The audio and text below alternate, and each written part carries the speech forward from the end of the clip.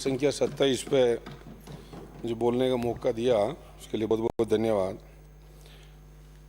आज बहुत ही गंभीर विषय पे सदन में चर्चा हो रही है। पानी कोई आज से नहीं है। वेद ग्रंथों में हर धर्म में पानी का बहुत बड़ा महत्व बताया गया है और ख़ास तौर से राजस्थान में रेगिस्तानी एरिया में कि लोग इस चीज़ को ज़्यादा जानते हैं कि पानी की महत्वता क्या है। ठीक उसी एरिया से राजस्थान के मुख्यमंत्री जी चुन के आते हैं, राजस्थान का 3 बार प्रतिनिधित्व कर रहे हैं।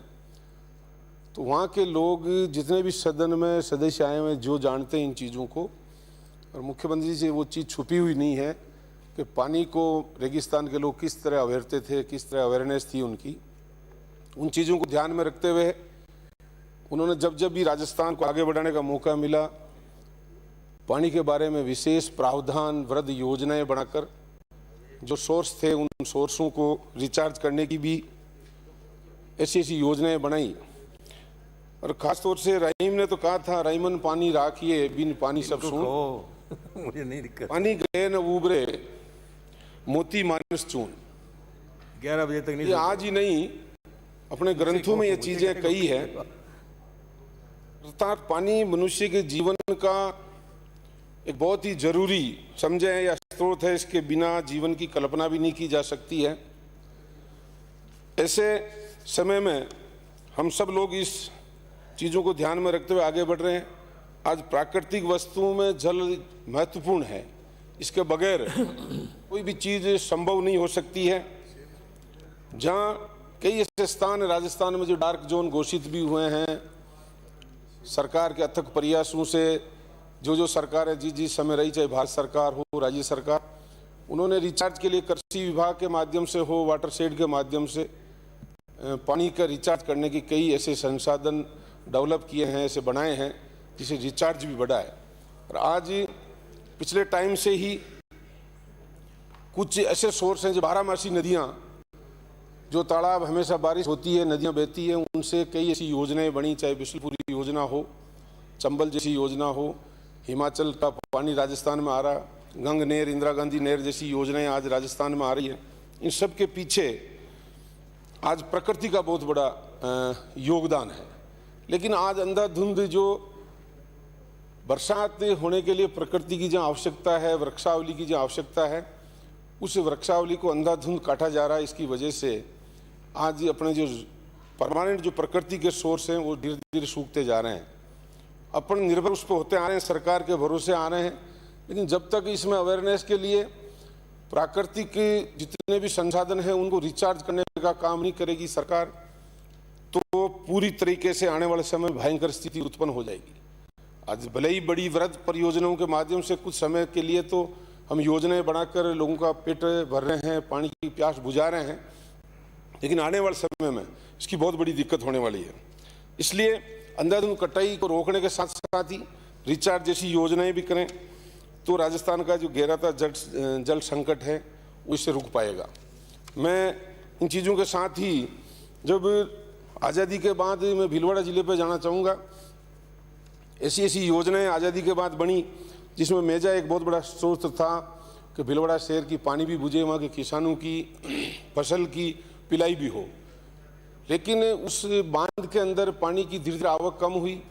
तत्कालीन मुख्यमंत्री सुखाड़िया जी, उस समय के इरिगेशन मिनिस्टर रामप्रसाद लड्डा जी ने मिलकर ऐसी योजनाएं बनाई। मातृकुंडिया बांध के माध्यम से नहर की एक योजना बनाई ताकि आने वाले समय में वहाँ के मातृकुंडिया के आसपास के लोग भी अपनी किसानी कर सकें, पीने का पानी का उपयोग ले सकें, भीलवाड़ा निवासी भी उसका उपयोग कर सके, वहाँ के किसान भी इसका उपयोग कर सकें। लेकिन जैसे जैसे शहरों की आबादी बढ़ी, गांव से पलायन होते हुए लोग शहरों की तरफ घनी आबादी हुई, पानी की जहाँ आवश्यकता होने लगी, पानी का दोहन ज़्यादा होने लगा, कई ऐसे कृत्रिम संसाधन बन गए। उसकी वजह से खेतीबाड़ी भी ड्रिप सिस्टम या इरिगेशन सिस्टम पे सरकारों का ध्यान रहा, लेकिन अवेयरनेस नहीं होने की वजह से किसान इसका पूरा उपयोग नहीं कर पाए और पानी का दोहन होता जा रहा है। तो इसके साथ ही मेजा से भीलवाड़ा की सप्लाई होती आई, लेकिन धीरे धीरे 1996-97 में इतनी खतरनाक स्थिति भीलवाड़ा की हो गई लेकिन उस समय की सरकारों ने इस पर कोई ध्यान नहीं दिया 96-97 में। और जब 98 के बाद 99 में जब अशोक गहलोत समर्थित जब सरकार आई तो उस समय इस पानी की योजना पे कुछ ध्यान दिया गया। उस समय चाहे कंकरोलिया घाटी का 90 करोड़ रुपए का बजट का प्रावधान करके भीलवाड़ा शहर की आपूर्ति उसे संचालित की, चाहे ट्रेन के माध्यम से बिशलपुर योजना का नसीराबाद से पंप हाउस बनाकर उस पानी के भीलवाड़ा शहर के वासियों को, क्योंकि वहाँ कपड़ा वस्त्र नगरी के नाम से जाना जाता है, दूध डेयरी के नाम से जाना जाता है, माइनिंग के एरिया से नाम भीलवाड़ा कस्बे को शहर को जाना जाता है, वहाँ से भारत सरकार हो राज्य सरकार को बहुत बड़ी रेवेन्यू एकत्रित होकर मिलती है। पर ईयर लगभग 500 करोड़ रुपए सरकार को आज वहाँ रेवेन्यू के रूप में मिलता है। तो इसलिए वहाँ के बाशिंदों को जिंदा रखना सरकार की महती आवश्यकता थी, इसलिए ट्रेन के माध्यम से भी पानी दिया गया। जब मैं पहली बार विधायक चुना, माननीय सभापति महोदय, जब आप भी थे उस समय, तो मेरे एरिया के अंदर बिशलपुर का पानी हिंदुस्तान जिंक का बड़ा सोर्स है, उसके माध्यम से हमने बनास नदी से पानी लेकर भीलवाड़ा गुलाबपुरा हुडा के कस्बे की आपूर्ति की। उसके बाद बिशलपुर योजना से आपूर्ति की, लेकिन फिर भी पूर्ति नहीं हो पाई तो एक वर्द बड़ी योजना बनाई जो 729 करोड़ रुपए लगभग चंबल जैसी योजना की कल्पना जो कोई आम आदमी कर नहीं सकता, उसको 2008-09 के अंदर अशोक गहलोत जी ने जो की है उसके माध्यम से भीलवाड़ा में पानी आने की। लेकिन केवल पहला फेज में जब 729 करोड़ के लगभग की योजना बनी और भीलवाड़ा शहर तक ही पानी उपलब्ध होना था, लेकिन अभी वर्तमान जब अध्यक्ष जी लोकसभा का चुनाव लड़े तो 2009 मई जून के अंदर, तो उस समय उससे पहले बजट में जब 729 करोड़ की योजना थी, लेकिन उसको आगे बढ़ाने का काम हमने हाथ में लिया। उस समय मैं खुद वहाँ से विधायक था, मंत्री भी था, तब हमने इस योजना को हाथ में लेके 2 चरणों में 1400-1500 करोड़ के लगभग दूसरे चरण की योजना बनाई। भीलवाड़ा के तमाम जो 1700 विलेज रेवेन्यू विलेज है, 200 करीब लगभग ढाणियाँ हैं, लेकिन अधिकारियों की जटिलता समझे या टेक्निकल कमी की वजह से हैबिटेशन के नाम पर उन गांवों को छोड़ दिया गया और 1700 विलेज 8 बड़े कस्बे उन्हीं को पानी में लिया गया। तो उसके बाद जब शुरुआत हुई तो 2000 लगभग, माननीय सभापति महोदय, पहली बार इस योजना की जब 1495 करोड़ की इसकी स्वीकृति हुई 1701 गांवों में 8 शहरों में चंबल के पानी की, तब शुरुआत कागजों में तो हो चुकी थी, लेकिन वन्य जीव वाइल्ड लाइफ की वजह से और सुप्रीम कोर्ट की गाइडलाइन की वजह से इस योजना में काफ़ी बड़ी दिक्कत आई। माननीय सभापति महोदय 24/4/11 को तो मेरे से पहले बोलने वाले माननीय सदस्य, भीलवाड़ा से आने वाले सदस्य बोल रहे थे, उन्होंने इस योजना के बारे में भी जिक्र किया, उन्होंने अपनी योजना भी बताई थी, लेकिन ये योजना 24/4/2011 को स्वीकृति प्रदान माननीय राष्ट्रीय वन्य जीव बोर्ड से इसकी स्वीकृति हुई। उसके बाद उच्चतम न्यायालय को जब सुप्रीम कोर्ट में CEC की कमेटी में ये चीज़ गई तो 30/11/2011 को माननीय सभापति महोदय जो 18 किलोमीटर इसकी Jawahar Sagar wild life sanctuary में इसकी पाइपलाइन होकर गुजरती थी, बहुत बड़ी जटिल प्रक्रिया थी ये। आप खुद समझ सकते हो कि 1972 का जो वाइल्ड लाइफ एक्ट है उसमें कोई योजना निकालना बड़ा मुश्किल काम होता है। जमीन पे लाने पे इस योजना पे डिपार्टमेंट के अधिकारी और नेताओं को काफ़ी मशक्कत करनी पड़ी। और तत्कालीन मिनिस्टर थे हमारे, जब NHI मिनिस्टर CP जोशी साहब, मुख्यमंत्री जी आपस में चर्चा करने के बाद जब वाइल्ड लाइफ से इसकी स्वीकृति निकली, लेकिन बाद की जो सरकार बदल गई, माननीय सभापति महोदय, भीलवाड़ा शहर तक इसका काम शुरू हो चुका था, गाँव में मांडल आसीन में इसका काम शुरू हो चुका था, लेकिन किन्हीं कारणों से जब सरकार दोबारा नहीं आ पाई, तत्कालीन दूसरी सरकार आई, जो विपक्ष में माननीय सभापति मेंबर बैठे हैं, जब ये चर्चा भी की तो उन्होंने इस योजना पे माननीय सभापति महोदय ध्यान नहीं दिया गया। लगभग इस योजना में जो प्रोजेक्ट की कॉस्ट थी वो 1000 करोड़ के लगभग कॉस्ट बढ़ गई और उन्होंने केवल आनन फानन में अपना उपचुनाव देखा मांडलगढ़ का और उस योजना को मोड़ने का काम किया, लेकिन आगे रहने वाले गाँव के लोगों को इस योजना का पूरा फायदा नहीं मिल पाया। माननीय सभापति महोदय, तब फिर भी माननीय उपचुनाव में इनको फायदा नहीं मिला तो उसके बाद इस योजना को ठंडे बस्ते में डाल दिया गया। लेकिन जब तत्कालीन अभी वर्तमान सरकार जब आई और 2020-21 की घोषणा, बजट घोषणा में माननीय मुख्यमंत्री जी ने 948 करोड़ रुपए इस योजना में और प्रावधान किया ताकि जो बचे हुए गांव हैं, बची हुई तहसीलें हैं, उन सब में भीलवाड़ा जिले के जिसमें राजपुर हो, साड़ा हो, सुवना हो, बनेड़ा हो, इसके साथ ही कोठड़ी हो, जाजपुर हो, तमाम वो तहसीलें बची हुई है, उनमें इसके पानी का पूरा उपयोग हो पाएगा, क्योंकि लगभग 60-70% काम इसका पूरा हो चुका है। 20-30% की वजह से इस योजना में दिक्कत आ रही थी। लेकिन माननीय यशस्वी मुख्यमंत्री जी महोदय ने, भीलवाड़ा की जनता की तरफ से मैं उनको हार्दिक धन्यवाद भी दूंगा कि इस योजना में 1000 करोड़ का 948 करोड़ का और प्रावधान रखा, इस वजह से ये पूरी हो पाएगी। लेकिन माननीय सभापति महोदय, इसमें कुछ चीज़ें हैं, माननीय मंत्री जी बैठे हैं, विराजमान हैं बीडी कल्ला साहब, मैं उनका ध्यान भी आकर्षित करूंगा। राठौड़ साहब इसलिए आके बैठे हैं ताकि इस योजना पर पूरी जानकारी नहीं रहे, तो ये हमारे टाइम आपने मुख्यमंत्री जी के श्रीमुख से, माननीय कल्ला साहब, आपने देवगढ़ के लिए, आपने बेगू के लिए, आपने हिंडोली के लिए, सब जगह इस योजना में आरोली पंप हाउस से पानी उठाने का फैसला तो लिया। मैंने आपको चिट्ठी भी लिखी थी, मुख्यमंत्री जी को भी लिखी थी, इसमें हमें कोई आपत्ति नहीं है। आप और भी, चंबल में इतना पानी है और आप सभी राजस्थान को पानी पिला सकते हो, लेकिन जो आरोली से आप पानी उठा रहे हो, उस पंप हाउस को अगर आपने बढ़ाया नहीं, पीछे की पाइपलाइनों को अगर आपने बढ़ाया नहीं, तो 2045-50 तक के लिए भीलवाड़ा के लिए योजना बनी है, तो वो जल्दी 5-10 साल में ही खत्म हो जाएगी। और आने जितना पैसा हजारों करोड़ रुपए आप डाल रहे हो भीम के लिए, हिंडोली के लिए, बेगू के लिए, भीलवाड़ा के लिए, आज 3-3, 4-4, 5-5 हजार करोड़ इस योजना में डाल रहे हो। 100-200 करोड़ रुपए की वजह से कहीं ऐसा नहीं कि पूरी योजना ही ठप हो जाए। तो मेरा ये सुझाव है इसमें कि आप पीछे से पाइपलाइन अभी से शुरू करोगे तो आपको लगभग 4-5 साल लगेंगे इसको जमीन पाने में। वाइल्ड लाइफ से, सर्वोच्च न्यायालय से इसमें स्वीकृति लेने में आपको बहुत बड़ी दिक्कत आएगी। तो अभी से आप शुरू करें।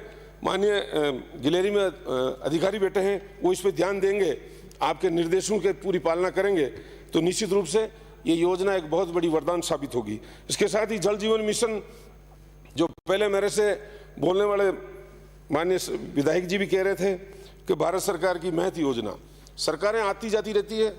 माननीय सभापति महोदय, इन योजनाओं के नाम बदले जाते हैं। अच्छा है, जल जीवन मिशन नाम भी अच्छा है, काम भी है, लेकिन पैसा जो इसमें कटौती की है, जो पहले योजनाओं में 90% भारत सरकार योगदान दिया करती थी, धीरे धीरे 70% हुआ। आज इस योजना में गिना तो रहे हैं, लेकिन इस योजना में पैसा उनका कितना है? आज 45% पैसा उनका रहा है, बाकी पैसा राज्य सरकार के संसाधन कम होते हैं। फिर भी मैं मुख्यमंत्री जी को धन्यवाद दूंगा कि उन्होंने आने वाले समय में हमारे भीलवाड़ा जिले की तमाम तहसीलों की DPR बनाने का काम भी किया। लेकिन आपसे ये जानकारी चाहूंगा कि पिछली बार जो घोषणा की माननीय कल्ला साहब, उसमें भीलवाड़ा 16 जिलों को लिया था, जिसमें भीलवाड़ा में मांडल, करेड़ा, शाहपुरा, कोटड़ी, 2 मिनट में DPR। माननीय सभापति महोदय, मेरे विधानसभा वाली बात आई, तो इसमें आपने काम तो किया, लेकिन कोरोना की एक बहुत बड़ी मार आपके ऊपर आई है, निश्चित रूप से उसका प्रभाव भी पड़ा। लेकिन अभी पिछले 11 तारीख को जो आपकी मीटिंग थी फाइनेंशियल वित्तीय स्वीकृति, उसमें मुझे 260 करोड़ की मांडल और करेड़ा की स्वीकृति मिल चुकी है, ऐसा मुझे अधिकारियों ने बताया। तो मैं चाहता हूं उसके जल्दी टेंडर हो अगले महीने में, तो ये काम जल्दी शुरू हो। तो वहाँ जो हैंडपंप पर टैंकर लगाने का अभी भी कई तरह की दिक्कतें आ रही गाँव में, वो चीज़ें जो रेवेन्यू विलेज के अलावा जो हैबिटेशन के नाम से गांव छोड़ दिए गए थे, उन गांवों में भी ये पानी पहुंच सके। इसी के लिए मैं आपसे सभापति महोदय, माननीय मंत्री जी को कहूँगा, आप जब रिप्लाई दें तो जो आपने अभी 260 करोड़ रुपए की स्वीकृति निकाली है पिछले 11 तारीख को, वित्तीय स्वीकृति भी निकाल दी, प्रशासनिक पहले निकाल दी, तकनीकी स्वीकृति सहित आपकी बाकी है या टेंडर की प्रक्रिया में जाना कुछ बाकी है, तो इस योजना की जानकारी जरूर आप रिप्लाई में दें, ताकि ये महती बड़ी योजना है जो घर घर नल पहुंचने के लिए और गांव, जो छूटे हुए गांव में पानी पिलाने के लिए इसका सदुपयोग इन पैसों का हो सके। और समय रहते साल भर 1.5 साल जो भी इसका कार्यकाल है, उसमें ये पानी सब लोगों को मिले। इसके साथ ही आपने, मैं इस बात का भी धन्यवाद दूंगा मुख्यमंत्री जी को कि उस समय उन्होंने नारा दिया, पहली बार जब मुख्यमंत्री बने, पानी बचाओ, बिजली बचाओ, सबको पढ़ाओ, वृक्ष लगाओ, उसका बड़ा मखौल उड़ाया गया था। किस तरह उस नारे का मखौल उड़ाया, जबकि आज पानी की डिबेट में हर आदमी पानी के बचाने की बात कर रहा है, उसके रिसोर्स को डेवलप करने की बात कर रहा है, तो सबको पढ़ाने की बात कर रहा, वृक्ष कटाई की बात कर रहा, तो वृक्ष लगाने की बात कर रहा। तो ये चीजें उस समय मुख्यमंत्री जी ने कही थी, अगर आप उसके ऊपर निश्चित रूप से ध्यान देते इतने टाइम में, तो और राजस्थान को कई जिलों में पेयजल की दिक्कत नहीं आ पाती। इसके साथ ही आपने बिजली कनेक्शन की एक बड़ी दिक्कत है, माननीय सभापति महोदय, आपके विधानसभा में भी ये दिक्कतें हैं। माननीय मंत्री जी इस पर जरूर ध्यान देंगे कि आपकी जितनी योजनाएं हैं अभी भी आप पंचायत राज का जो डेवलपमेंट का पैसा है उससे बिजली के बिल भरे जा रहे हैं। आप इसका कोई सोर्स निकालें, बिजली की रेट कम करें, इस पानी की योजना के लिए। समाप्त करें प्लीज। माननीय सभापति महोदय 2 मिनट लास्ट कंक्लूड कर रहा हूं। बिजली जो गांव के लिए पानी दे रहे हो उसकी बिजली की रेट कम करें। पंचायतों के पास पैसा नहीं है, निजी आय की कमी है, बड़ी बड़ी पंचायतों को निजी आय भी आ जाती, तो ये निश्चित रूप से बिजली का बिल भर पाएंगे। इसके साथ ही जो हैंडपंप नल की टूटी जहाँ लगाते हो आप, पानी खेड़ी का निर्माण करते हो, मेवाराम जी, माननीय मंत्री जी, जहाँ आप हैंडपंप लगाते हो, जो नल की टूटी आपकी लगती है, जहाँ पे आप खेड़ी निर्माण करते हैं छोटी सी, वो पानी का रिचार्ज का बहुत बड़ा सोर्स है। अगर उस तरह जो ये योजनाएं बन रही है, जहाँ पानी आपका यूं वेस्ट जाता है, उस तरह आप कोई खेड़ी निर्माण का हो, जो जानवर भी पानी पिए, गाय भी पानी पिए, जीव जंतु भी पानी पिए। जहाँ लीकेज है, आपकी जो वाल लगाते हो, जगह जगह जंगल में आपकी लाइन जा रही है, प्लीज सहयोग करें प्लीज। माननीय सभापति एक मिनट रहा, जहाँ आपके जंगल में पंप हाउस लगे हुए हैं, वहाँ पानी यूं ही बेकार जा रहा है। उस पानी पर निश्चित रूप से आप ध्यान देंगे, वहाँ खेड़ी का निर्माण कर देंगे तो पानी बचेगा, इसका सही काम। एक लास्ट पॉइंट रहा, इसकी क्वालिटी जो माननीय मंत्री जी, आपके जितने पाइप लगे, योजनाएं आगे बढ़ाते जा रहे हो, पीछे वो पाइप टूटते जा रहे हैं, पता नहीं कौन सी क्वालिटी डालते हैं, इनके खिलाफ कोई एक्शन नहीं होता है। इस क्वालिटी पे जरूर ध्यान दें आप, पाइपों पे कम से कम 5 साल तो चलाए, तो निश्चित रूप से ये योजनाएं सफल हो पाएगी और जो मुख्यमंत्री जी की सोच है सारी पूरी हो पाएगी। आपने समय दिया माननीय सभापति, उसके लिए बहुत बहुत धन्यवाद और मेरी बातों पर निश्चित रूप से ध्यान देंगे। धन्यवाद।